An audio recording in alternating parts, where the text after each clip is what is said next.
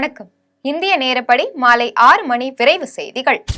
கேரளாவின் வயநாடு மாவட்டத்தில் ஏற்பட்ட கனமழையால் மிக பெரும் நிலச்சரிவு ஏற்பட்டுள்ளது. இதில் 4 கிராமங்கள் துண்டிக்கப்பட்டுள்ளது. மேலும் இந்த நிலச்சரிவில் அடையாளம் தெரியாத 8 பேரின் உடல் மீட்கப்பட்டுள்ளது. இந்நிலையில் இந்த நிலச்சரிவில் சிக்கி பலியானோர் எண்ணிக்கை 107 உயர்ந்துள்ளது என கேரள அரசு தெரிவித்துள்ளது.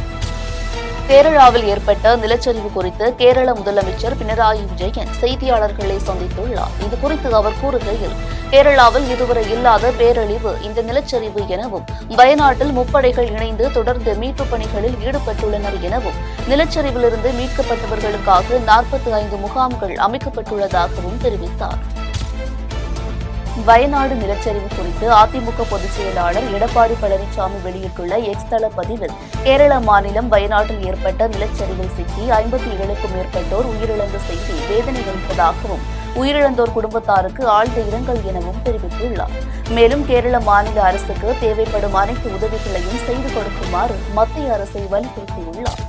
கேரள நிலச்சரிவில் சிக்கி உயிரிழந்தவர்களின் குடும்பத்திற்கு தமிழக வெற்றிக் கழக தலைவர் விஜய் தனது எக்ஸ் வலைதள பக்கத்தில் இரங்கல் தெரிவித்துள்ளார். அதில், கேரளாவில் நிலச்சரிவு என்ற சோகமான செய்தியை கேட்டு மிகவும் வருத்தமடைந்ததாகவும், பாதிக்கப்பட்ட மக்களுக்கு தேவையான மீட்பு மற்றும் நிவாரண நடவடிக்கைகளை போர்க்கால அடிப்படையில் அரசு வழங்க வேண்டும் என்று தெரிவித்துள்ளார். 33வது ஒலிம்பிக் போட்டியின் 5வது நாளான இன்று நடைபெற்ற துப்பாக்கி சுடுதல் 10 மீட்டர் ஏர் பிஸ்டல் கலப்பு அணிகள் பிரிவுக்கான வெண்கல பதக்க போட்டியில் இந்தியாவின் சரப்ஜோத் சிங் மனுபாக்கர் இணை தென்கொரியாவின் ஜின் ஓயே ஓன்ஹோ ஜி ஜோடியை 16-10 என்ற கணக்கில் வீழ்த்தி வெண்கல பதக்கம் வென்று அசத்தியுள்ளது. இது நடப்பு தொடரில் இந்தியாவின் 2வது பதக்கமாக பதிவாகியுள்ளது. இந்த 2 வெண்கல பதக்கங்களையும் மனுபாக்கர் வென்றுள்ளார். இதன் மூலம் ஒரே ஒலிம்பிக் தொடரில் 2 பதக்கங்களை வென்ற முதல் இந்தியர் என்ற சரித்திர சாதனையை மனுபாக்கர் படைத்துள்ளார். கேரளாவில் கனமழைக்கு வாய்ப்புள்ளதால் அங்கு ரெட் அலர்ட் விடுக்கப்படுவதாக வானிலை ஆய்வு மையம் தெரிவித்துள்ளது. மேலும் அடுத்த 5 நாட்களுக்கு மழை பெய்யும் என்றும் தெரிவிக்கப்பட்டுள்ளது. இதன்படி காசர்கோடு, கண்ணூர், வயநாடு, மலப்புரம், திருச்சூர், இடுக்கி உள்ளிட்ட மாவட்டங்களுக்கு கனமழைக்கான எச்சரிக்கை விடுக்கப்பட்டுள்ளது. திருப்பத்தூர் மாவட்டம் சின்ன பேராம்பட்டு கிராமத்தைச் சேர்ந்த மணி என்பவர் சொந்தமாக ரைஸ் மில் நடத்தி வந்தார். இந்நிலையில் சில ஆண்டுகளுக்கு முன் ரைஸ் மில் மீது தனியார் நிதி நிறுவனத்தில் 60 லட்சம் ரூபாய் கடன் பெற்றதாக கூறப்படுகிறது. ஆனால் பணத்தை திரும்ப செலுத்தாததால் இதுகுறித்து கோர்ட்டில் வழக்கு தொடர்ந்த தனியார் நிறுவனம் மணியின் ரைஸ் மில்லுக்கு சீல் வைத்துள்ளனர். இதனால் விரக்தியடைந்த மணி ரயில் முன் பாய்ந்து தற்கொலை செய்து கொண்டார். இதுகுறித்து போலீசார் வழக்கு பதிவு செய்து விசாரணை நடத்தி வருகின்றனர். தூத்துக்குடி மாவட்டம் கோவில்பட்டி கருணாநிதி நகரில் சமத்துவ நண்பர்கள் குழு சார்பில் பெருந்தலைவர் காமராஜரின் பிறந்த நாளையொட்டி நலத்திட்ட உதவிகள் வழங்கும் விழா நடைபெற்றது. விழாவிற்கு சுதந்திர போராட்ட தியாகி குருசாமி தலைமை வகித்தார். பின்னர் ஏழை எளியோர்களுக்கு இலவச வேட்டி, சேலை, மாணவர்களுக்கு இலவச நோட்டு புத்தகம், பேனா, பென்சில் உள்ளிட்ட கல்வி உபகரணங்கள் வழங்கப்பட்டது. திருப்பத்தூர் மாவட்டம் வாணியம்பாடி அருகே இருசக்கர வாகனத்தில் சென்று கொண்டிருந்த குப்புசாமி என்பவரின் செல்போனை மர்ம நபர்கள் 2 பேர் திருடி சென்றனர். இது தொடர்பாக அவர் அளித்த புகாரின் பேரில் போலீசார் மேற்கொண்ட விசாரணையில் வழிப்பறையில் ஈடுபட்டவர்கள் கோனாமேடு பகுதியைச் சேர்ந்த ஜெகன் மற்றும் அவரது நண்பர் திவாகர் என்பது தெரியவந்தது.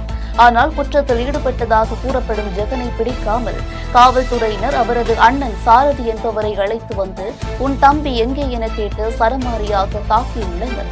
இதில் பலத்த காயமடைந்த சாரதி காவல்துறை தன்னை தாக்கியதாக கூறி வீடியோ ஒன்றை வெளியிட்டுள்ளார். இந்த வீடியோ சமூக வலைதளங்களில் வைரலாகி வருகிறது. தென்காசி மாவட்ட ஆட்சியர் அலுவலகத்தில் நடைபெற்ற மக்கள் குறை தீர்க்கும் முகாமில் இலவச வீட்டுமனை பட்டா கேட்டு 100க்கும் மேற்பட்ட பெண்கள் மாவட்ட ஆட்சியர் அலுவலகம் முன்பு திரண்டனர். இந்நிலையில் கூட்டம் அதிகமானதைத் தொடர்ந்து பொதுமக்களுக்கும் காவல்துறையினருக்கும் இடையே வாக்குவாதம் ஏற்பட்டது. இதனால் ஆத்திரமடைந்த பொதுமக்கள் மாவட்ட ஆட்சியர் அலுவலகம் முன்பு கண்டன ஆர்ப்பாட்டத்தில் ஈடுபட்டனர். இதில் பல முறை இலவச வீட்டுமனை பட்டா வழங்கக் கோரி மனு அளித்தும் இதுவரை பட்டா வழங்காத தமிழக அரசை கண்டித்தும் மாவட்ட நிர்வாகத்தை கண்டித்தும் கோஷங்களை எழுப்பினர். கன்னியாகுமரி மாவட்டம் தெருவுக்கடை பகுதியைச் சேர்ந்த மரியதாஸ் நிர்மலா தம்பதியினருக்கு 2 மகள், 1 மகன் உள்ளனர். திருமணம் முடிந்த பிறகு மகன் தாய் தந்தையை சரிவர கவனிக்கவில்லை என தெரிகிறது. இதனால் தங்களை கவனித்து வந்த 2வது மகள் பெயரில் தாய் தந்தையர் வீட்டை எழுதி வைத்துள்ளனர். இந்நிலையில் தனது மருமகள் தங்களை வீட்டிலிருந்து வெளியேற்றி மகளின் பெயருக்கு எழுதி கொடுத்த சொத்தை தங்களுக்கு வேண்டும் என கூறி காவல் நிலையத்தில் போய் புகார் அளித்துள்ளார். இதனால் மகன் மற்றும் மருமகள் மீது நடவடிக்கை எடுக்க வேண்டும் என மரியதாஸ் மற்றும் அவரது மனைவி நிர்மலா மாவட்ட காவல் கண்காணிப்பாளரை சந்தித்து மனு அளித்துள்ளனர். அதனால் அவளையும் வீட்டில் ஏற்ற விடையில அவளுக்கும் வேற போகிறதுக்கு இடம் இல்லை. எங்களை கூட தான் என் மகளை இருக்கிறது. இப்போ அவளுக்கு வீட்டில் வர்றதுக்கு முடியலை. லீவுக்கு வீட்டில் வர்றதுக்கு முடியாமல் அவள் இருக்க வீடு இல்லாமல் இத்தனை நாள் எனக்கு வெளியில் என்ன ஒரு மகளுக்கு வீட்டில் இருந்தோம். இனி அங்கே இருக்க முடியாது. அவளுக்கு 2 பிள்ளைகளும் புருஷன் எல்லாம் உண்டு. அதனால் அவங்களுக்கு புருஷனுக்கு ஆட்களுக்கெல்லாம் வர முடியாது. நீ அவங்க வீட்டில் பிரச்சனைகள். அதனால் எங்களுக்கு இனி அங்கே இருக்க முடியாது. எங்களுக்கு எங்கள் வீட்டில் தான் இருக்கணும். அந்த அவள் என்ன மகனுக்கு பஞ்சாதியை கூட இருக்க முடியாது எங்களுக்கு எங்கெல்லாம் வீட்டில். திருப்பத்தூர் மாவட்டம் புதுப்பேட்டை சாலையில் பலராமன் என்பவர் நடத்தி வரும் சூப்பர் மார்க்கெட்டில் நித்யா என்பவர் வேலை கேட்டு சென்றுள்ளார். அப்போது அவரிடம் வேலை கொடுப்பதாக கூறிய பலராமன் நித்யாவிடம் சுமார் 1 மணி நேரம் ஆபாசமாக பேசியுள்ளார். இதுகுறித்து நித்யா அளித்த புகாரின் பேரில் பலராமனை கைது செய்த போலீசார் சிறையில் அடைத்தனர். கடலூர் மாவட்டம் பண்ருட்டி அருகே உள்ள உறையூர் கிராமத்தை சேர்ந்த பெருமாள் என்பவருக்கு 2 மகன்கள் உள்ளனர். இவரது மனைவி இறந்துவிட்ட நிலையில் மகன் தட்சிணாமூர்த்தி தந்தையை பராமரிப்பதாக கூறி அவரை ஏமாற்றி வீட்டை விட்டு வெளியேற்றியுள்ளார். இந்நிலையில் தன்னிடமிருந்து பெற்றுக்கொண்ட சொத்தை மீட்டுத் தர வேண்டி மாவட்ட ஆட்சியரிடம் மனு அளித்துள்ளார். ஈரோடு மாவட்டம் கோபிச்செட்டிப்பாளையம் பேருந்து நிலையத்தில் மின் கட்டண உயர்வை திரும்பப் பெறக் கோரி இந்திய கம்யூனிஸ்ட் கட்சியின் சார்பில் ஆர்ப்பாட்டம் நடைபெற்றது.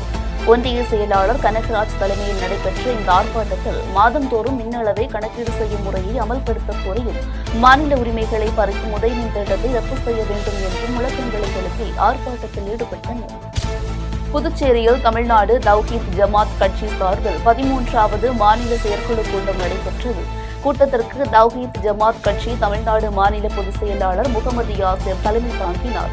இதில் முகமது நபியின் கருத்துக்களை நாடு முழுவதும் பரப்புரை செய்வது என்றும் தொடர்ந்து சிலர் இஸ்லாமியர்களுக்கு எதிராகவும் இந்திய இறையாண்மைக்கு எதிராகவும் கருத்துக்களை தெரிவித்து வருவதை கண்டித்தும் தீர்மானங்கள் நிறைவேற்றப்பட்டது. எல்லா கிளைகளிலும் எல்லா பகுதிகளிலும் உள்ள அந்த மக்களை ஒருங்கிணைத்து அங்கெல்லாம் இந்த மதுவுக்கும் போதைப் பொருளுக்கும் எதிராக விழிப்புணர்வு பேரணியை நடத்துவதற்கு நாங்கள் திட்டமிட்டு இருக்கிறோம். அதுபோன்று மிக முக்கியமான இன்னொரு தீர்மானம், இந்த புதுச்சேரி மாநிலத்திலே இஸ்லாமியர்களுடைய முஸ்லிம்களுடைய அந்த இடஒதுக்கீடை 3% ஆளக்கூடிய அந்த அரசாங்கம் அதிகரித்து தர வேண்டும் என்கின்ற மிக முக்கியமான இந்த தீர்மானத்தையும் நாங்கள் நிறைவேற்றி இருக்கிறோம். சென்னை அடுத்த குரோம்பேட்டையில் இந்து திராவிட மக்கள் கட்சி இந்து திருக்கோயில் கூட்டமைப்பின் மாநில செயல் வீரர்கள் கூட்டம் மற்றும் விநாயகர் சதுர்த்தி விழா ஆலோசனை நடைபெற்றது. டாக்டர் ரமேஷ் பாபுஜி தலைமையில் நடைபெற்ற இக்கூட்டத்தில் விநாயகர் சதுர்த்தி விழா குறித்து 7 தீர்மானங்கள் நிறைவேற்றப்பட்டது. இதில் இந்து திராவிட மக்கள் கட்சி நிர்வாகிகள் ஏராளமானோர் கலந்து கொண்டனர்.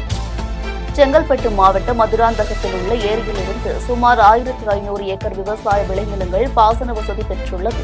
விவசாய பாசனத்திற்காக கால்வாயில் வரும் நீருடன் மதுராந்தகம் நகராட்சியின் கழிவுநீர் கலக்கப்படுவதாகவும் இதனால் பல்வேறு தோல் நோய்கள் ஏற்படுவதாகவும் அப்பகுதி மக்கள் வேதனை தெரிவிக்கின்றனர். இந்த பாசன கால்வாயில் கலக்கப்படும் கழிவு நீரை வேறு கால்வாய் அமைத்து சீரான கழிவுநீர் இல்லாத பாசன நீர் வழங்க வேண்டும் என விவசாயிகள் கோரிக்கை வைத்துள்ளனர்.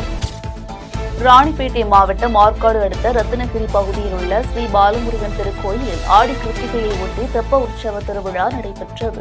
அதிகாலையில் பாலமுருகனுக்கு கணபதி கோபத்துடன் பால், தயிர், சந்தனம், பன்னீர் உள்ளிட்ட பல்வேறு வாசனை திரவியங்களை கொண்டு அபிஷேகம் நடத்தப்பட்டு சுவாமி திருவீதி உலா நடைபெற்றது. பின்னர் பக்தர்கள் அனைவருக்கும் மாபெரும் அன்னதானம் வழங்கப்பட்டது. கள்ளக்குறிச்சி மாவட்டம் உளுந்தூர்பேட்டையில் உள்ள சுப்பிரமணிய சுவாமி கோயிலில் ஆடி கிருத்திகையை ஒட்டி பொதுமக்கள் பால்குடம் எடுத்து வந்து சுப்பிரமணிய சுவாமிக்கு பாலாபிஷேகம் செய்தனர். இதில் உளுந்தூர்பேட்டை சட்டமன்ற உறுப்பினர் மணிகண்ணன் கலந்து கொண்டு சாமி தரிசனம் செய்தார். உடன் நகரமன்ற தலைவர் திருநாவுக்கரசு, அறங்காவலர் குழு தலைவர் செல்லையா உள்ளிட்ட பக்தர்கள் திரளாக கலந்து கொண்டனர். கடலூர் மாவட்டம் விருத்தாச்சலம் அரசு ஆண்கள் மேல்நிலைப் பள்ளியில் ஆடிப்பட்டம் தேடி விதை என்ற தலைப்பில் விதை திருவிழா நடைபெற்றது. செந்தமிழ் மரபு வழி வேளாண் நடுவம் மற்றும் தமிழ்நாடு இயற்கை வேளாண்மை இயக்கம் சார்பில் நடைபெற்ற இத்திருவிழாவில் இயற்கை முறையில் விளைவிக்கப்பட்ட மதிப்பு கூட்டு பொருட்கள், மரபு அரிசிகள், எண்ணெய் வகைகள், சிறுதானியங்கள், பாரம்பரிய நெல் ரகங்கள் உள்ளிட்ட இயற்கை சார்ந்த பொருட்கள் காட்சிப்படுத்தப்பட்டது. தருமபுரி குமாரசாமிப்பேட்டை சிவசுப்பிரமணிய சுவாமி கோயிலில் ஆடி கிருத்திகை விழா சிறப்பாக நடைபெற்றது. விழாவை ஒட்டி அதிகாலை சாமிக்கு சிறப்பு அபிஷேக ஆராதனை மற்றும் வழிபாடுகள் நடைபெற்றது. இதைத் தொடர்ந்து மாலை சிவசுப்பிரமணிய சுவாமி சிறப்பு அலங்காரத்தில் எழுந்தருளினார். பின்னர் மேளதாளங்கள் முழங்க சாமி திருவீதி உலா நடைபெற்றது. விழாவில் ஏராளமான பக்தர்கள் கலந்து கொண்டு தரிசனம் செய்தனர்.